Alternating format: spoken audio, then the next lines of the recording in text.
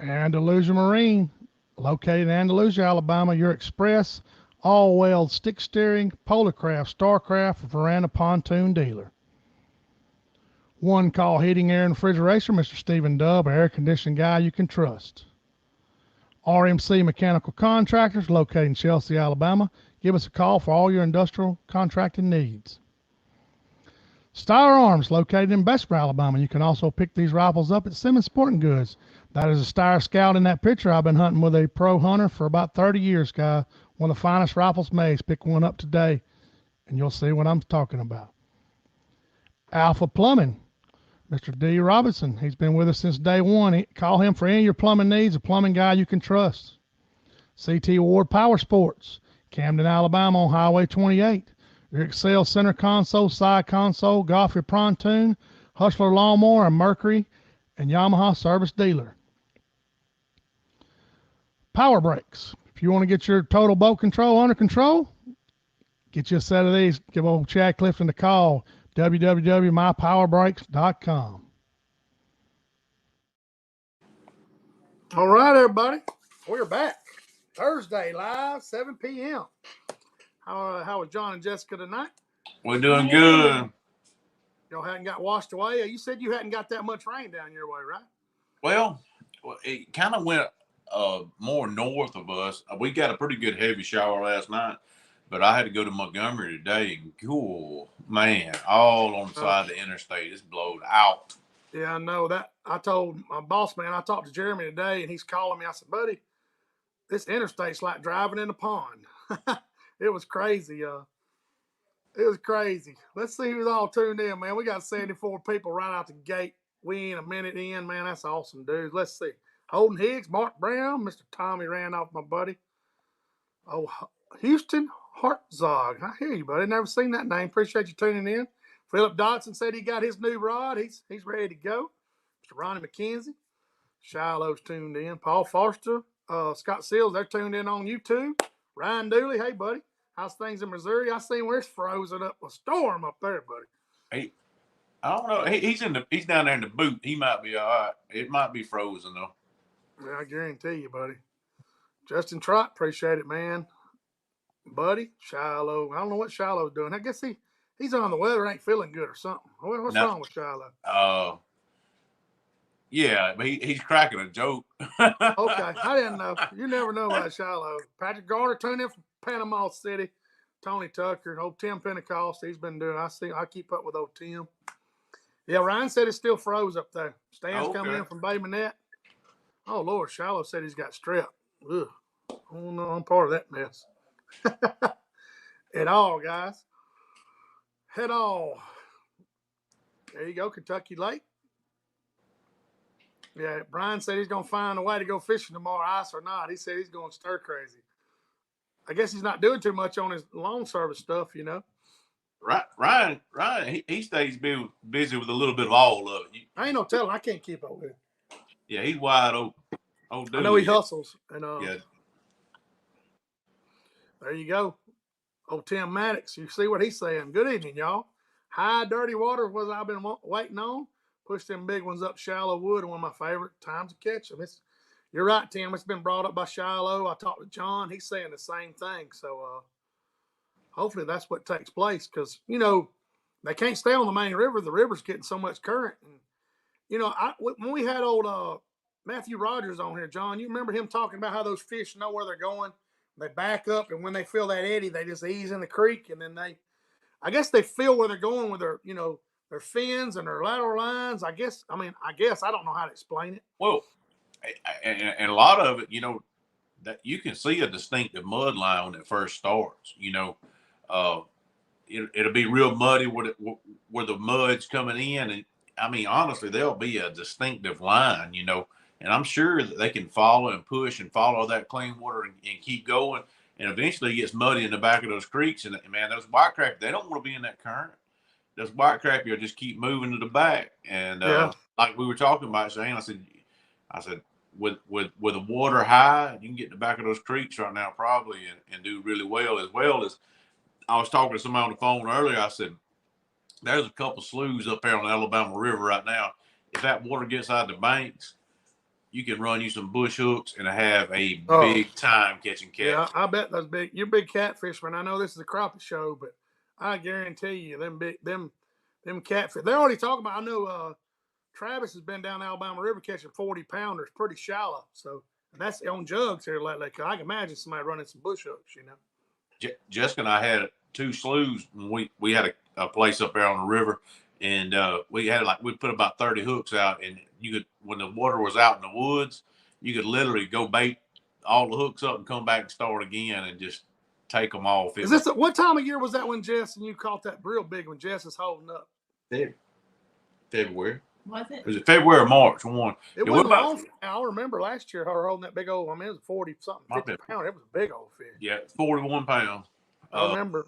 Yeah, we're about to get kicked off with messing with the flatheads again. We starting to get low on that belly meat. So there you go. That's right, man. We hope everybody's safe, man. Everybody, nobody lost power and ice and all that stuff. These people up north. I mean, it was bad. Everybody's power bill's high, man. I've been hearing. I seen one girl posted her power bill was $967 in Alabama. I'm just like, God. I mean, scared to see mine. Yeah, Jess. It's a joke between us three. Jess pays the power bill there, and John says she keeps 60 in there. She'll freeze you out. I have plenty of cover. Yeah, just cover up. That's crazy, man.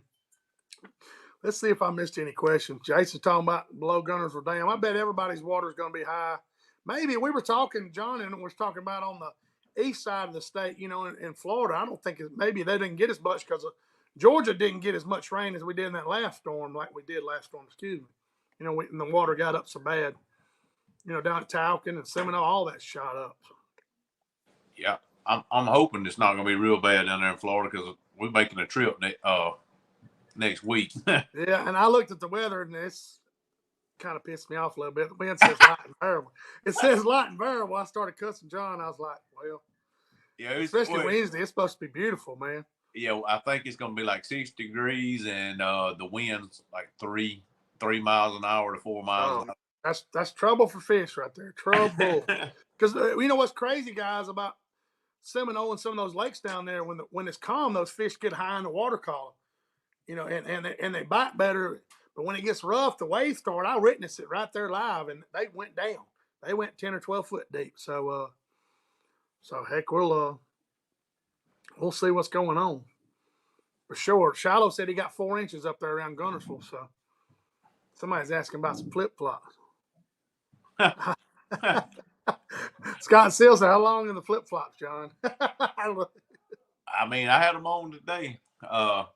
What's your rule, John, with that? 50 degrees? 40 what is that? below. Yeah, about 38 degrees. I got to get out of flip flops. But if it's wind chill at 38 or above, I got the flip flops on. There you go. Yeah. Yeah, it's going to be warm, like John and Shiloh. Shiloh posted on his page, actually, that rainwater's warm, the weather's warm. So, I guess, the water's going to come up. What do you think the water temperature's going to come up in those creeks, John? From 46 to 47? What do you think it's going to come up to, you think? Just guess it. I'll say this. I fished the day before yesterday, and there was 4.5 degrees difference from the lake to the creek in temperature. That's a lot. So what do you think that is equivalent to as far as air temperature to us? I mean, what do you think that is from? I mean, just guessing. This is not facts. I'm just curious. 5 degrees warmer water temperature. What do you think it is air temperature to us? As far as what we feel. I don't know. The reason it's cooler in the creek is moving water. The water was moving. Now, moving water is always colder. But I don't know. I wouldn't want to put it. I wouldn't want to guess on that as far as air to water. But those cooler nights that we've been having had dropped it out. Oh yeah, I know. I think when I fished Sunday, and hey, we put a whooping on them. Lord have mercy. And what's sad about it, guys? We found a bunch of fish Sunday, and they're probably in Mobile right now. We found a bunch of fish down in the Malpas, and they were piled in there eating. You could have thrown a cigarette butt in there. They was eating anything that looked like a shad, and now they're getting out of there. So, but we'll talk about that a little more. What's Jason asking here? He said, question on line size. What's the advantage or disadvantage for using 4 to 6 pound over 8? I know the rate of fall, but there's there other ways to control that? That's a pretty good question. It is. I don't know. That's one of the biggest thing is the rate of fall, the diameter of the line, and a lot of people say, the heavier the line, the fish can pick up on it and stuff. I'm of the thought process. I like to throw a smaller diameter because I can get longer cast out of it. Yeah, that's what John's throwing right there, guys. right. That is. Yeah, Shane. John, the point you didn't bring up is castability. I mean, when you try to stay consistent, if you close your live scope or just casting without a live scope, 30, 40 feet, you can flick of the wrist with this stuff. That's 5 pound crappie braid. I use K9 8 pound, but I got this on 2 rods to throw a 32nd and to throw when I'm fishing a little bit deeper in 10 or 12 foot. So I've been playing with this a good bit, but this 300 yards of it. And like John and I was saying, the good thing about braid is the only time you re-spool is after you cut it off several times or hung up or whatever. But it doesn't get, I was going through every month. I was going through some, mono or some fluorocarbon. It gets kinks in it. So I had to start changing. And that braid is a good identifier as well. You can see it on your forward-facing sonar. You'll actually see the line all the way down to your jig. So it can help you if you're having trouble picking up, your bait. The line will actually give you a return when you use braid. Right. Like I said, I think Jason just really is just the castability of it, consistently casting. I mean, I use that 4 pound line at Talcon of the K9 when I was fishing for those open water fish, and it just kind of keeps me consistent where I know how much I guess effort I had to do to throw. I can be consistent, and that's what, because when those fish are moving, guys, yeah, exactly, that's right, Jess. You have to be consistent because those fish are moving. They're moving left. They're moving right. They're moving towards the boat. You got to be consistent, or you don't want to wait. You want your first cast to be your best cast. So, get a line that you can do that with, especially. Oh, Avery Pruitt. Hey, buddy, he's down here. Heck yeah, we got some people tuned in. We got 119 people. He's saying he's using some Hercules 4 pound braid. I've never seen that. That's some little bitty stuff, boy, I bet. Woo. Make sure I didn't miss any questions, guys. Y'all come on with the questions. We'll get this thing. This fella here, old Robert, said, howdy, guy. I just got back from Spokane. I guess Washington. Is that where Spokane is? Oregon? Did a little ice fishing, man. Them people that ice fish are mad at it, buddy. I guarantee you. I'm not saying I wouldn't do it, but I see them doing it, and I probably have to have a little alcohol in my system to get out there. I guarantee you, man. But there's people get serious out there. Got the huts and the drills, and man, there's some people have the sonars they drag out there and live scopes. I mean, it's crazy. Yep. There we go. Oh, Matt's asking a good question. Matt said he's asking, Shane, what is a good rod length for a shooter rod? Go on, tell him, John, because we might be giving one away tonight, huh? We are going to tonight. Yeah, go ahead and tell about that, John. We're going to talk about it, but we're not doing it right now. We're going to give away a 5-foot outlaw pole later on tonight, as well as a T-shirt. We're going to do those separately. Or a shirt like Jessica's got on, a CrappieKast shirt. We're going to have 2 giveaways tonight, so we look forward to y'all putting in about that. And when we do say it's time for the rod giveaway later on, you'll just post in the comments www.fishoutlaw.com, and we also ask that you put that to your normal page later on after you get through watching this, just to help share the rod brand, because they're good to us and they're great products. We're gonna give away a 5-footer, but going into more about his question, we use the 5-footer a lot anywhere from 5 to 7 foot rod is great for shooting, casting. I know Eric Cagle's got a rod coming out, that he's worked on, and he's got a 6 foot and a 7 foot model of it. But the rods that Jessica and I use 90% of the time are 5 footers, and we've become very comfortable with those. It's got a short butt, so Yes. you I got a one lot of clothes on. It doesn't get into your clothing. It's how short that butt is. Where Shane's showing, if you're watching live or looking at the video, you can see it's a shorter butted rod, so it don't get in your clothing or in your jacket. You won't regret buying one of those. That's a little 5 footer made by Outlaw Crappie poles. Yeah, this is a Zach rod they're giving away. This is actually Doug Lott's rod. He won the guide trip. I got 2 rods for him whenever we go. But yeah, I mean, I guess the 7 footer. I've used it, try to shoot a little bit, and I can do it. But it's easier for people, the 6 foot to 5 foot range for them to practice in the yard. And everybody that goes with me on guide trips, I try to show them. They're like, I see you doing something with that jig. And I'm like, I'm going to show you how to shoot it. And you can say if you like it, hate it, whatever, especially in the wind, guys, shooting that jig is a tremendous advantage, man. Big time. Oh, the thing you got to think about, all right, with a shorter rod to a longer one when you're trying to shoot a jig is your pitch angle. So the longer the pole, the higher your pitch angle needs to be to keep it going. Because what happens is you'll hit the water low. Like say you go from a 5 footer to 7 footer and you trying to shoot at the same pitch angle. And if you don't elevate it just a little bit, you're gonna strike short or not. It obviously the longer rod's gonna shoot it at lower. So what you do is just raise the tip up a little bit more when you go to a longer rod. There you go. Let's see what Mr. Paul Foster. He said, I'm going to buy a Garmin Scope this weekend. He has a 1452 low boat. I'm trying to think of what it looks like. I know exactly. Okay, well, John be able to help. He said, I'm trying to find the best place to mount the monitor on the side or in the center or how far from the seat. I guess he's talking about mounting it up front. I guess, what do you need? He need to mock that up or just really put it on the mount and just figure out where it's comfortable, John? What does he need to do?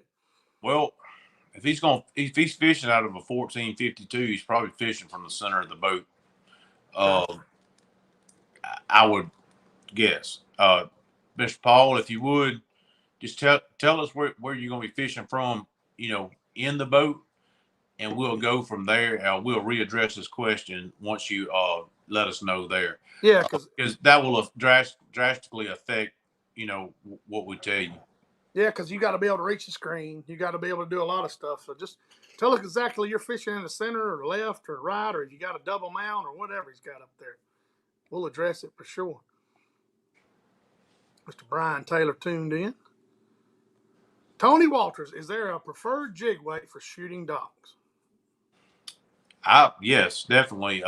You want to go 16th or lighter because if it's a dock you want to try to skip up under, it's really tough to skip anything that's heavier than a 16th. Exactly. He commented. He said center up front, John. Center up front. Okay. Yeah, that's what he said. So we can finish the question. That the width of that boat, that particular boat he's talking about, is he's going to have to stay in the center of that boat. Right. So if he's not totally up front, I'd say he'd have to put his graph on the side. Off to the side of the center, just a little bit to right or left-handed, whichever way he is. Right. Just a little bit off center.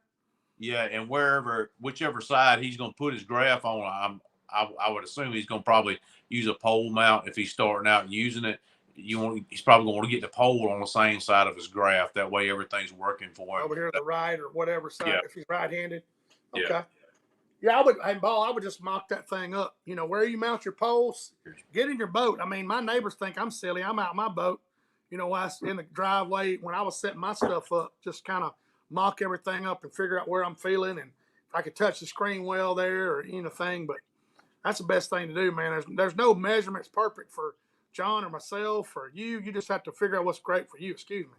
Just put, till you figure out exactly where to put it because, you go to drilling holes in a boat. And running these wires and mounting this stuff up. So that's exactly what I would do, man. I just mock it up for sure. There you go. Let's see. Junior Jones says, "What's the strangest thing you've ever caught while crappie fishing?" Pulled up an old style car phone from out of Wye. Smile gracious. You talking about a bag phone? I guess he's talking about maybe. I don't know. The old analog phone. I caught an eel. Let's see. I found a vehicle. Yeah, I remember you saying that you called the cops that time. I did. Found a vehicle. I found another vehicle up on Wheeler. Well, I think it's a vehicle. It almost looks like something that fell off a barge. I don't know. I was trying to think. Of course, I didn't catch the car, but like the dog that caught the car. It reminds me, growing up, this guy let me fish his lake, bass fish his lake. He pushed a bunch of old Volkswagens off in there, and you could see the top of them. Man, I'd catch so many bass, I'd set the hook and they'd run in that. They'd run in the windshield, and I'd be like, "That dumb, it's in the car." And my buddy's like, "What are you talking about?" I'm like, "They in the car, man." Shane, they'd break you off too. Go ahead. We used to go scuba diving up there, that close to your house. Yeah, Blue Water over here. Yes. Blue Water, and they had a camper out there, and there was about a 3-pound bass that lived in that camper. And every time you dive, he'd just be sitting right in the middle of that camper. It was. Oh yeah, they homestead them old cars and stuff, man. Like they treat them just like they do in the ocean, all those wrecks and stuff. So,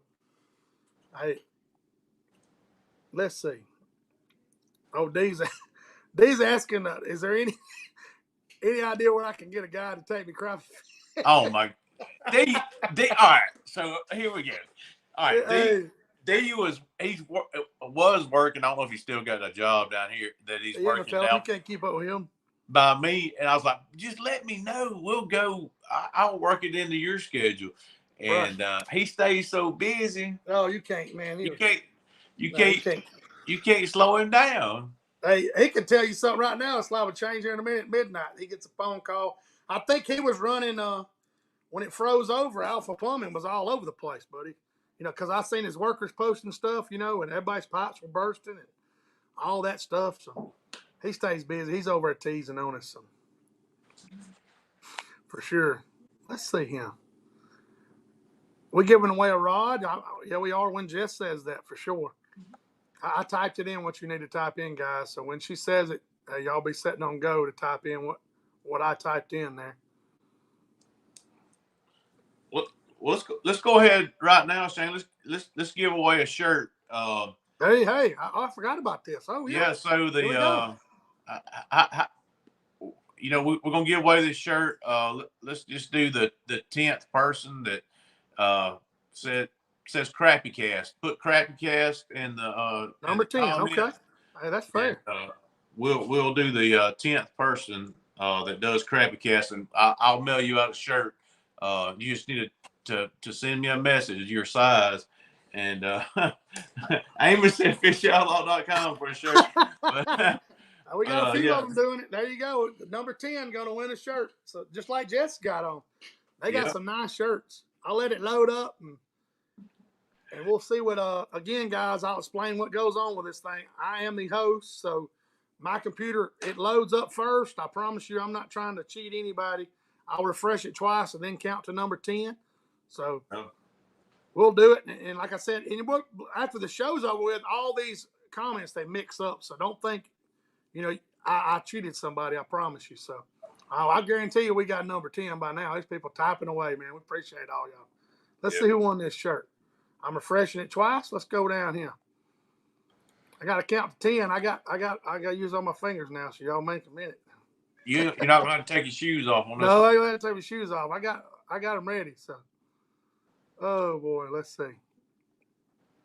I appreciate all these comments, man. I have to type it in. Let's see. I hadn't got to them yet. I refreshed it. I'm fixing to come up on them. I had to come out of my sweatshirt. I was about to burn up. That's what I had to do a couple shows ago, buddy. It's done warmed up, and let's see. There's number 1, 2, 3, 4, 5, 6, 7, 8, 9, 10. Larry Wallard. That's number 10. Let me count again. 1, 2, 3, 4, 5, 6, 7, 8, 9. Yep, Mr. Larry Waller, you want a CrappieKast shirt? He's All number right. 10. Send us a message or send Shane a message of your size and your address. They fit like normal size shirts, so whatever you wear in a t-shirt, it'll be a long sleeve, performance shirt. And once you tell me what size, we might have maybe 1 or 2 color options for you. Yeah, John and them had a good bit of shirts left over after we left the Wally Marshall, the Crappie Expo. So he was like, man, we need to start giving away some shirts. They're nice shirts, too. That's awesome, man. Jack Gillis said I want to recount. I actually had we had a guy a couple shows ago message John and I said we were cheating and all kinds of stuff on this rod. And John offered to send him a rod. He was so upset thinking we were cheating. The guy was upset. I told him, he was upset saying we were cheating and all this. And we're like, buddy, I promise you, I'm counting. I told him I'd send him one. I'd pay for it out of my pocket. Amos said your hoodie's coming, Jess. You see it? Yeah. I did. Amos, I had my hoodie on. I had to come out of it, burn it up. Just come on, let me have any air when it's hot.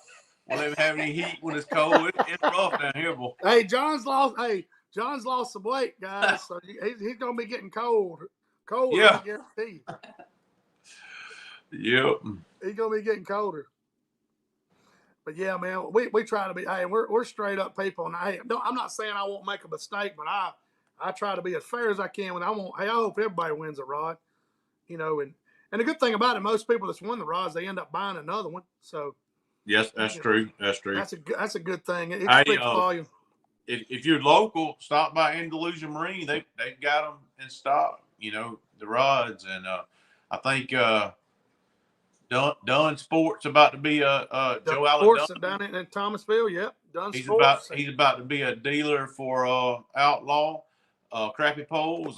They got them there in Camden at he's got a few at CT Ward's. Yeah, he's got a few there. He'll be picking some up, I'm sure. There's a new PTG outdoors over here in Northport opening. I'm gonna go by there. They've been liking some of our stuff, so yeah, opening a new store in Northport over here. So I'm gonna go over and check it out. In May, our oldest son's graduating from the University of Alabama in May, so we'll be right up there by it. I got to go by and check out the new PTG. Yeah, that's good. I see them. That's right. While I'm thinking about it, guys, Big Daddy Lawler, man, he's having some test run tomorrow. He's got some things that ain't acting right. Really can't go into no details or nothing, but I don't want to tell his business. But I've got a ton of phone calls. Everybody thinking, but he hasn't been feeling good and knows some things are going wrong, so they're trying to get to the bottom of it. Man, y'all pray for him. And I'm sure everything will be just fine, but something that just ain't right, and he's going to go he's had some tests, but tomorrow they're going to go a little more detailed for trying to figure out what it is. But I've had a bunch of phone calls and texts, and, I don't want to tell Big Daddy's business, but y'all be praying for him. I think he's going to be fine when they figure out what's causing what's doing it. So, yeah, if y'all don't know, Big Daddy Lawler, getting outdoors with BDL, he has touched so many people in the outdoor world, and he's been on it forever. He's got a heart of gold, and if it was you, he'd be thinking about you. So think about him. We are. Everybody admires him. Exactly. He's been doing radio since the '80s, guys. He's had getting outdoors with Big Daddy Lawler. He has 97,000 followers, so he got a big following. I think about half of them's called or text me. So yeah. I just try not to go, tell his business, but hey, he's I think he's gonna be fine as soon as he gets to the bottom of it. So Matt's got a question talking about the Outlaw rods. I guess the closest person to us right here that sells them is gonna be Tim, right? Where's Matt from? He's from Tuscaloosa, Birmingham, right here. Probably so, yeah. Yeah, we need to get somebody that's centrally located, in the Birmingham area. That's a good market. There's a lot of fishing goes on in that area. Yeah, PTG is really the first in Northport, is the first crappie store really that's ever opened around here. You got Marks that carries a few things, and Simmons carries a few things, but not nothing you could go buy you an outlaw rod or a Huckabee rod or a 86 or whatever. As far as kind of having a pretty good section, I'll have to go check it out. I don't even know who's running it or nothing. I know they like our stuff, and I like their page, and he might be watching now, but I'm gonna try to go by there. So they got a grand opening coming up, I know. So they've always, when we've been in their store out there in Grenada, they've always been super good to us. Oh yeah, man. Oh, that's fine. Yeah, they get open a store in Northport. Oh, Larry, Larry Waller, he's the one the shirt, and he won a rod a few weeks ago. Oh, he needs to go play the lottery, Larry. Good Lord, bud. Yeah, you need to go buy a lottery ticket, bud. Okay. Amos is saying PRG. I guess he's talking about PTG. I'm not sure. We'll have him just waiting on Ron and Patsy to give me a call. Okay. Oh, that's it. That's PTG from Mr. Okay, there you go. There you go, guys. They'll have them in Northport. Who was asking me about that just a few minutes? Matt. Sounds like they're going to have a Northport here pretty soon. So for those of y'all not familiar with Northport, that's basically Tuscaloosa North. That's Titletown North. Right. That's right. Hey, exactly. Going out 82. Let's see, man. Somebody asked a question up here before we got going. Let's see. John Coley. He runs, what is his page up there at Logan Martin? He runs a Facebook page. Man, I ought to have my butt kicked for not knowing the name of it. He needs to post about it on here. But he said, is there anything we can do in central Alabama to increase the size of our crappie to North Mississippi size? It is management or genetics. It ain't going to happen, well, John. I don't think it will. A lot of it is that's the most fertile water. Everything over there is right. They've got the most fertile water, which makes more zooplankton or plankton, whatever you want to call it, which enhances the bait fish, which bait fish enhance the bigger fish. It just moves up. The ecosystem is perfect. The problem we have, like say here in South Alabama, we've got an invasive mussel species that messes up our ecosystem. They don't have that. In all honesty, some of these places have too many fish in Alabama, and the little ones really, really need to be caught and kept. Exactly right. People don't realize a crappie needs to be kept, especially those eating size. Those 9 to 11 inch fish. Amen. Those big ones. That's take a picture with them, let them go as a trophy fish. Those are your breeders. But those little ones, gosh dang, I can show some. I can show some pictures. Yeah. I mean, of schools of fish that are 60 feet long and might be 30 feet wide. Oh, that's exactly right. Yeah, there's plenty of crappie, and John, the best way to explain it, I don't know if you hunt or not, but 150-inch deer in Alabama is huge. But you go up to Illinois or Iowa, their soil, their genetics, their food, 150-inch deer is nothing up there. So that's the way it is in Mississippi. It's a perfect storm. They drain the lake down. You can't get in it for 2.5 months. The dirt's fertile. Like John said, all the ecosystems just here.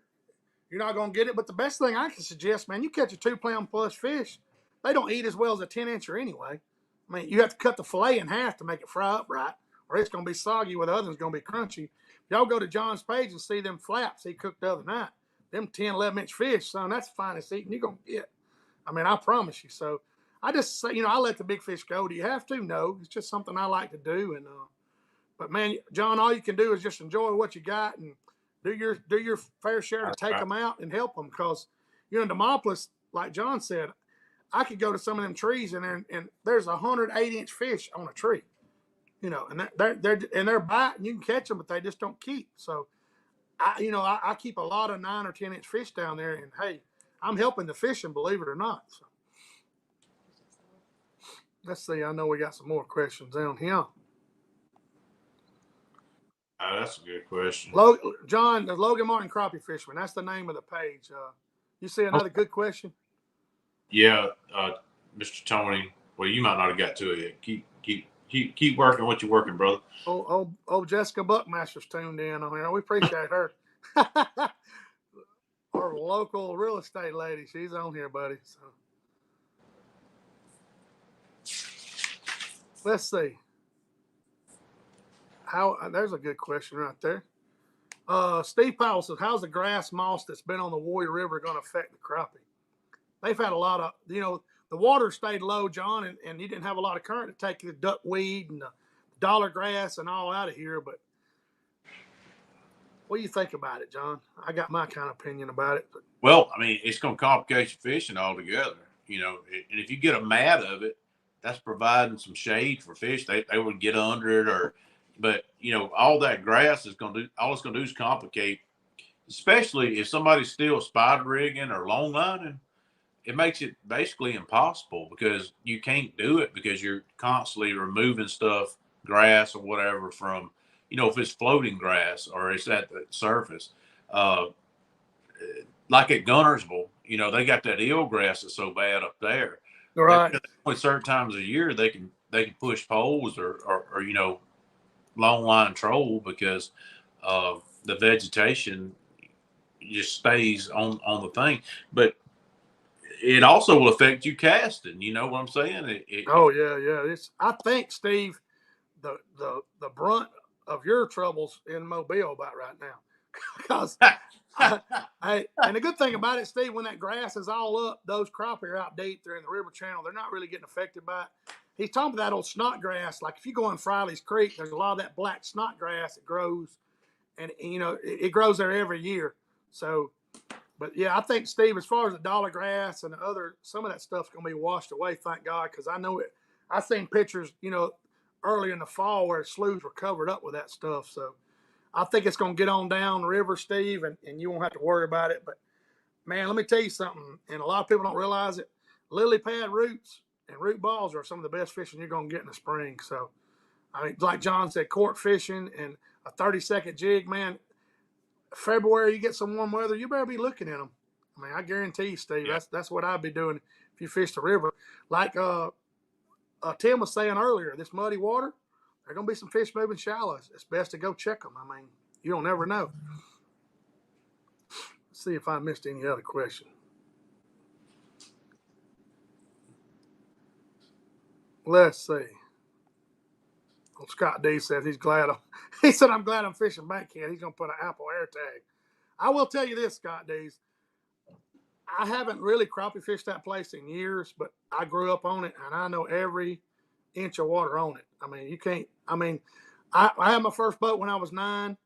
I got outboard on when I was about 12, and my granddaddy, God bless him, I burned hundreds and hundreds of gallons of gas up and down that river skiing and goofing off. So the good thing about it, man, if y'all got any questions about a creek, if you can run it or whatever, y'all message me. I'm not going to tell you no BS. I'll tell you straight up, There's a good thing about it up here at Bankhead, the tournament's coming up, the Alabama Crappie Trail. There's not any bad running on that place as long as you stay in the buoys at all. So, but I'll be glad to help anybody, Scott. I don't want to see nobody tear their stuff up. So, at all. Let's see.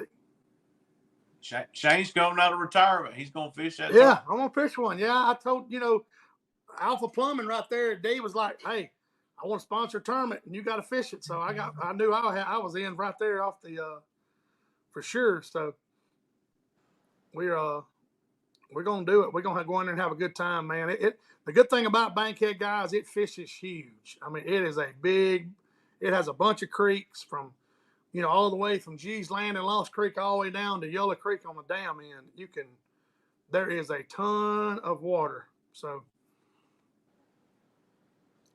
let's see. That's a good idea, Amos. Amos said we need to come to Truman and do one of those Mad Adam tours. Yeah.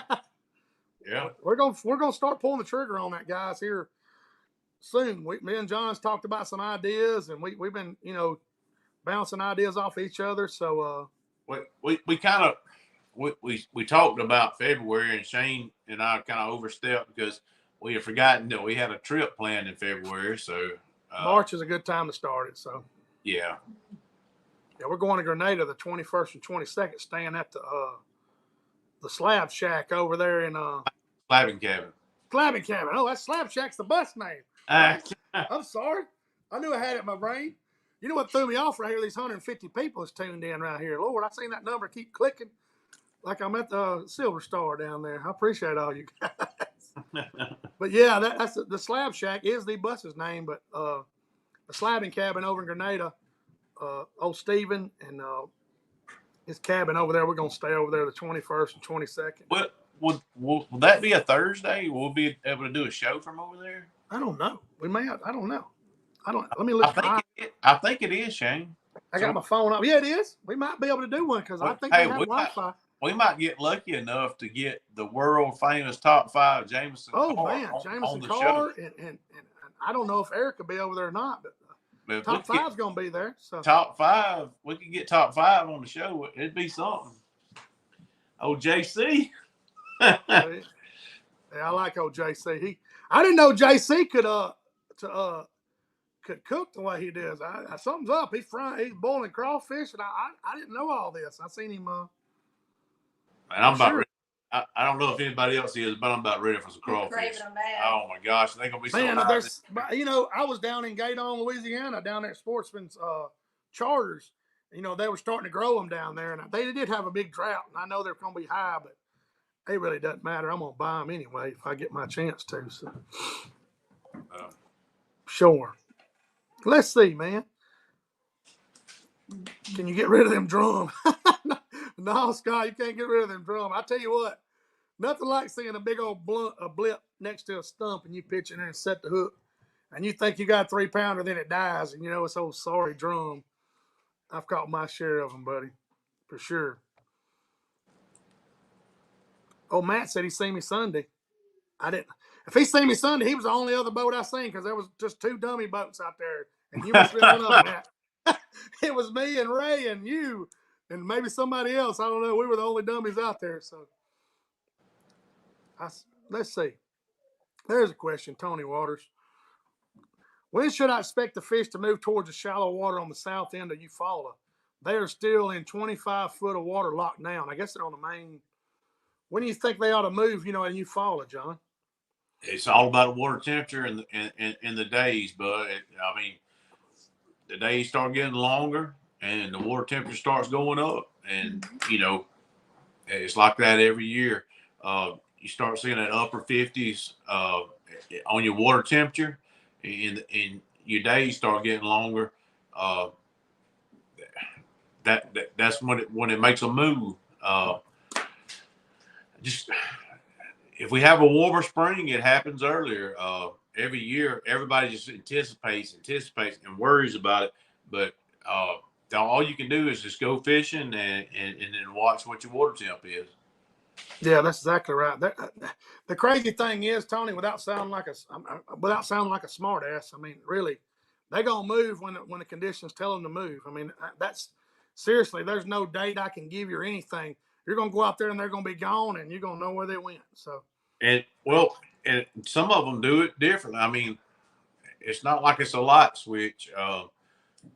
But then again, I've gone and thought I had something figured out, and go back the next day and like it'd be a ghost town, and I move a little further in and like, dadgummit, they moved already. We personally hate the spawn. I like them to be out there in that open water, deeper water. That's just us. Every year I'm like, dang, I want to go somewhere that they're not spawning yet, or they're done spawning. That's just me. Our fish here where we live on the lake we live, and another lake above us, and another one close to us, it's like those dang fish, when they go in there, they don't want to leave that grass, or they don't want to leave that shallow stuff. They will stay up there forever. And you would think, the females normally just go in and spawn and come back out. But ours will go up there and stay and stay and stay. And I'm like, please come back out here so Daddy can play with you. Come on back out. Exactly. I was trying to look it up before I messed up. Dustin Shields is tuned in, man. He just finished 4th at Talcon. I didn't want to say nothing wrong with him. He owns Mississippi Crappie charters over in Mississippi in Grenada. I've actually just talked to him over the phone and through messaging. Seems like a great guy. He went down there and he stayed with them guys in some rough conditions. Came in 4th. But Dustin, we were all pulling for you. We were, man. When you was in 2nd the first day, Dustin, we were pulling for you. But he came in 4th. I see it right here. He had 10 fish that weighed 20.56. He had a 256 big fish, which is great, man. I think a 263 ended up being the big fish. But congratulations, man. I wanted to do that and say that while I had to look it up, though. I didn't want to mess it up. Because this is live, so let's see here.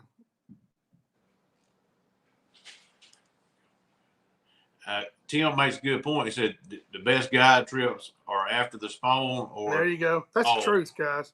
Yeah. I think May's such a great month to crappie fish because it's all post spawn.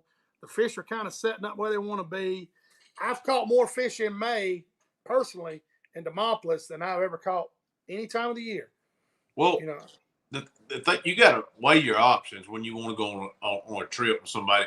Do you want to go catch a bunch of fish, or do you want to go try to catch a trophy? I mean, like going to Grenada. You can go to Grenada there the end of summer or September and catch you a good bit of fish normally. Right. Or you want to go here in the next month or so to Grenada when I get it back up and go after that fish of a lifetime. Exactly. You got to decide how you want to spend your money. And but here's the thing: going to Grenada, you're not keeping a bunch of fish. No. You know what I'm saying? That's not the place to go to fill your freezer. That's the place to go catch a monster.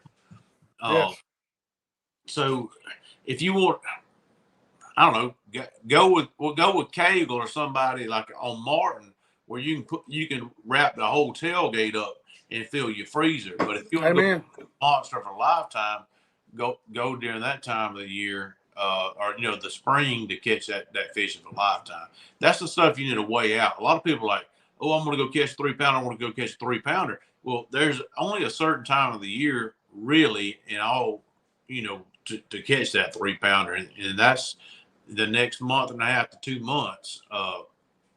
That's when you're going to get it. From now till I don't know the end of April. Oh yeah. It's that. Like I said, you just got to pick and choose. Best thing to do, guys, is just message the guide, message Tim, say, hey man, when's the best month for me to come? I mean, he's not going to tell you no story. I mean, he's booked up plenty, but he's going to tell you, hey, you need to come here. You need to book here. We can, especially if you got kids that want to catch a lot of fish. It's just all like John said, your goals. Do I want to go catch a bunch of fish, have fish fry for the family or whatever, or I'm going to go out there in that muddy water and try to bust me a big 3-pounder, So let's see. The day before yesterday, I was talking to Shane in the morning. I had something going on that morning. I had to go to a meeting, and I went fishing when we got done with it. Hell, I probably caught 70 fish. I remember that, yeah. In 2.5 hours. It's on right now. You know what I'm saying? But it's the bigger ones are coming. They're trying to build up because they know that spawn's coming. They're fattening up for it. They know they got to put that weight on to go through what they're about to go through. Oh yeah, exactly. Yeah, they that's why Sunday those fish bit so hard because they're. I'm not saying they're in panic mode. Those fish down there 10 foot deep didn't know it was 18 degrees. I promise you. They just know that they've got a month or 6 weeks to get up there and get ready to spawn.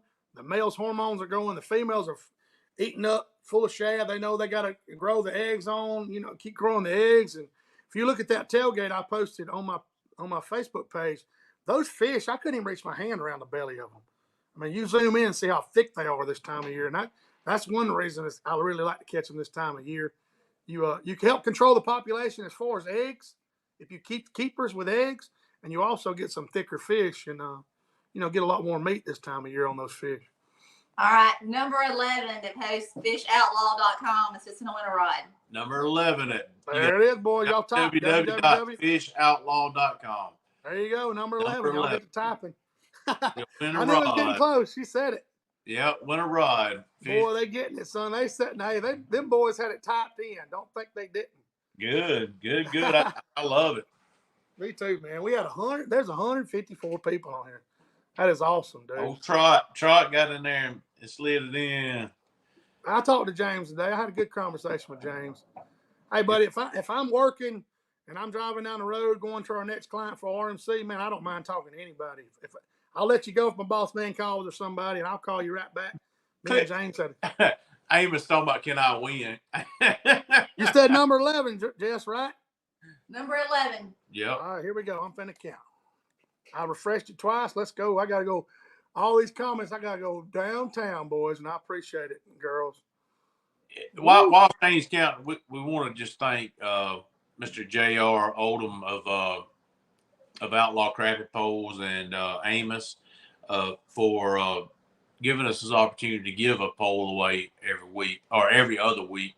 I know it's good for them, the exposure, but it's good for us. It gives the people that listen, a little add on to listen. We appreciate y'all. Shane's not real good at counting, so I'm trying to talk a lot. You ain't gonna believe that. I'm gonna count them again. Keep on talking. It 1, 2, 3. You know who won the rod? Who's that? James Trott, number 11. Oh, good. James, good dude. He's on James Trott, congratulations. I've counted it 3 times. Good deal. Hey, James, our buddy James is a good dude. I talked to him today on the phone. He's always turned in one. I promise you it'll get used a lot. Yeah, all day long. 11. Okay. Philip Dodson was close again. That sorry dog. He was number 12.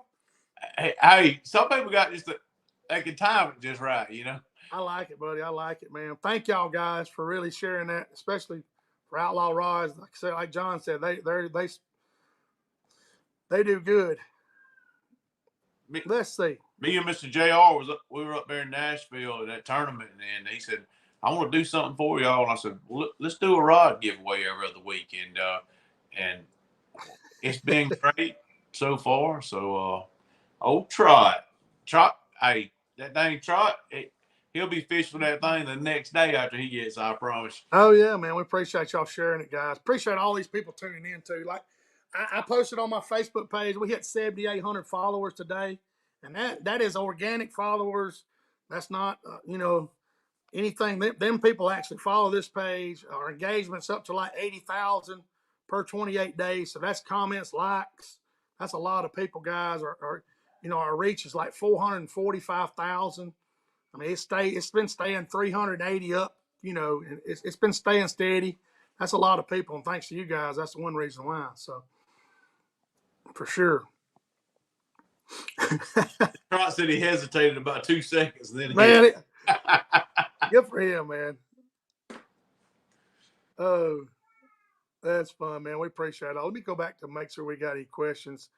Somebody was asking, so John, while we got several minutes left. So if somebody's fishing this weekend, 90% of these listeners in Alabama or in the South right here are going to be dealing with some high, muddy water.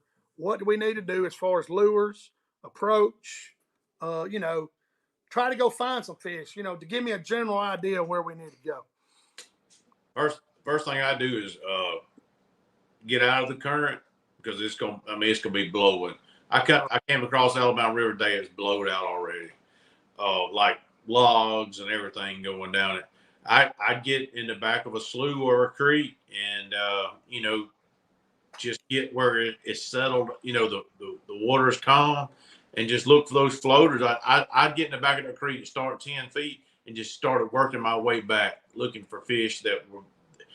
You're not going to see more than 1 fish or 2 fish together. It's going to be singles mainly, and just get back there and just cover water.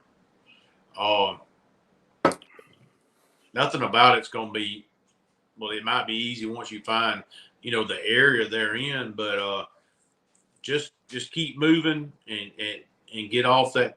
I personally love fishing channel ledges and stuff, but this isn't the weekend for that. Everything's going to be blowed out because we have gotten the rain. Just move back, where you've caught them before on the channel ledges. Find a slough or a creek that's close to there, and just keep moving up in it till you get some water that's not moving. Right. Do you think any, like, I know the river system up here, they'll be moving towards the wood and stuff like that. Some of those fish will get on these wood and these blowdowns, and because the shad are going to be all in them, they're going to be all distraught. Go ahead. Philip Dotson's asked twice if Jessica and I are coming. Oh yeah, there you go. We aren't, Philip. I appreciate it, and we kind of have stepped away from the tournament fishing. We're all about these fun fishing trips, and I hope that a lot of y'all that comment and go, we get to all fish together on a fun trip. That's our goal, is just going and having fun and fishing. It got to where the tournaments weren't fun to us anymore. And that's being straightforward and honest, right there. That's just, a lot of people have been asking about why we hadn't been in the past few tournaments. That's why. Jessica and I, it's expensive to do, first of all, and if your heart's not in it, you're not going to do as well.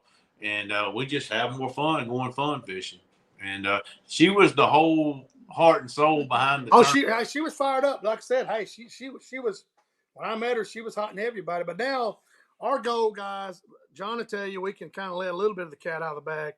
We're going to be going to visit these cities and eat at restaurants, buy gas, spend money, and hopefully we got 25, 30 people with us when we do this. Yep. We want to meet in the parking lot. We want you to be able to make a phone call, say, hey, man, I can't find any fish. And say, hey, buddy, they're out here on this standing timber in this channel. Come on out here. We can play patty cake, whatever you want to do. You can hand me a ham sandwich. We're going to have fun. And that's what crappie fishing is all about.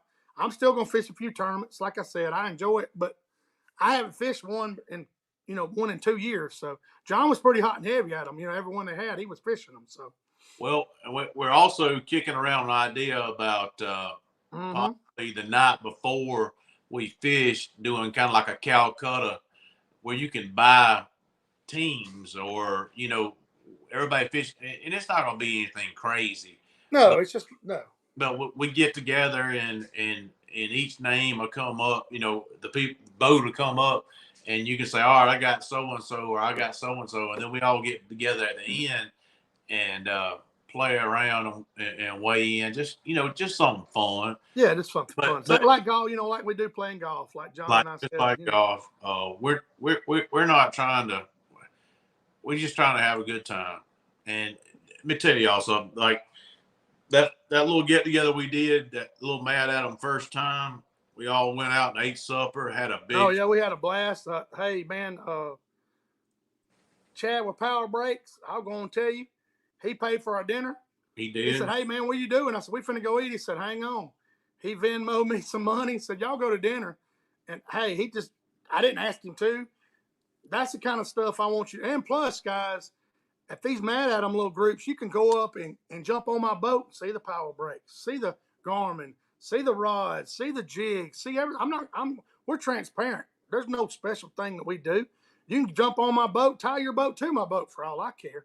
We're going to have some fun, guys. And these sponsors, that we have on this show, and like I said, Outlaw Rods, you can grab one of them 5-footers and shoot it right on John's boat, That's in the right. parking lot. And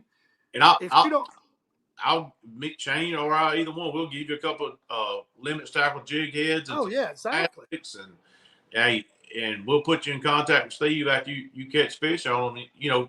What I'm saying, anything we got, you can try, and because we're not using it because it's on the show. We're using it because it works.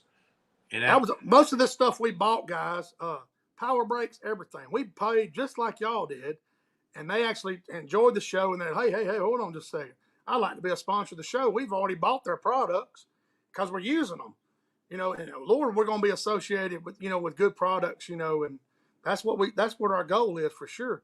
But hey, these outages, these mad at them things, if you don't take advantage of people in the parking lot when we get through weighing in or goofing off, or we say, hey, we're coming back to the parking lot at 3:00, let's shoot the bull, and talk and ask questions. And hey, man, that the fellowship of crappie fishing has gone away. And that's the thing we want to try to bring about. That's the thing. The fellowship, we want to bring it back for sure. No 100%. drama. No drama. No drama. Who cares? Like I said, you can tie your boat to my boat. I don't care if I'm catching 5-pounders. Like I said, come get you one. That's what I want to be able to do. But I want to be able to. I see somebody I'm gonna have to block right now, y'all. Uh-oh. Yeah, this spam's getting worse and worse. Thanks to y'all, we're getting popular and popular. So I will can him as soon as the show's over. I promise you. Oh man, but yeah, like I said, guys, you remember going to fish camp and you going out there and cleaning fish, come back, crack you a beer or whatever, get some sweet tea, somebody making hush puppies, and you remember that fellowship, and that's what it's all about, guys, and that's what we're trying to get together and do, and then, like I said, just show your sponsors and be able to share with you what we use. I mean, I bass fish with guys, and they'd actually tie garbage bags over their rods to hide their lures. I'm like, dude, or they'd cut stuff off and retie. I'm like, I'm not going to your boat. Hey, you can go get in there and grab my rod and look at everything that's on there, buddy. I hope you order 20 of them, for sure. But congratulations to James Trott. Larry Waller won the shirt. Like I said, man, we've had a great show, man. I think that's a new record, 154 people. I think that's a new record. I'm going to write it right here in front of me because that was a lot of people at one time, guys. It's been a great show, guys. And thanks to y'all, though. Like I said, we sit up here and just, give our opinion on stuff. Nothing's facts, but thanks to y'all, this thing's growing. Like I said, answering the questions and Shiloh and them answering questions, and it keeps this thing moving. I promise you, makes the show easier. This hour flies by. I just enjoy it. I know we keep saying it every show, but if y'all like, and another thing, if y'all like somebody that we've had on before and you want us to have them on again, exactly. Let us know. Send Shane a message, me a message, or somebody you like for us to reach out to. We did talk to Steve Coleman at the expo, and we're supposed to have him on. We got to reach out. I did talk to him. Probably one of the goats of crappie fishing ever. Him and we're gonna try to get him on here, but we'll adjust these Mad Adam tours, and hey, and then you'll be able to go. Hey, when we say March so and so, hey man, let's go. No holds barred. For sure. I don't know what somebody asked me when I'm coming back to Talcon. I don't know. I'll tell you what, my beard when I left Talcon the other day, I had a parted beard. The wind blew so hard. I was riding waves, so I'll be back down there soon, man. Appreciate all y'all, man. Appreciate everybody tuning in. John and Jessica, I know a lot of people's got to eat dinner, and they kind of put it off to the side, and we'll see what's going on. I know March we'll be shooting docks and Shiloh, and Tim and them love that. So, oh man, we'll start the first one in March. Why not, man? Why not? Let's do it, man. Let's end this show on a good note. Appreciate y'all. Be careful out there in this rainy weather, man. Drive slow. Wear your seatbelt. Y'all pray for Big Daddy. I think he's going to the doctor at 2:30 tomorrow, and we'll know something more tomorrow evening. I'll let y'all know it as I hear. Just pray for him. I think everything's going to be fine once they get to the bottom of all of it. So, if when you get older, guys, even my age, I'm 48. If something's not right, go your butt to the hospital, man. Like I said, you can't. My tough days are over. I've cut myself with a chainsaw and thought I could just, just hold a rag over it and didn't go get stitches, man. I'm not that dumb no more. So I actually do something about it. So y'all stay safe out there. Appreciate you, John and Jessica, and we'll see you next Thursday. We're going to end this, baby. Thank y'all.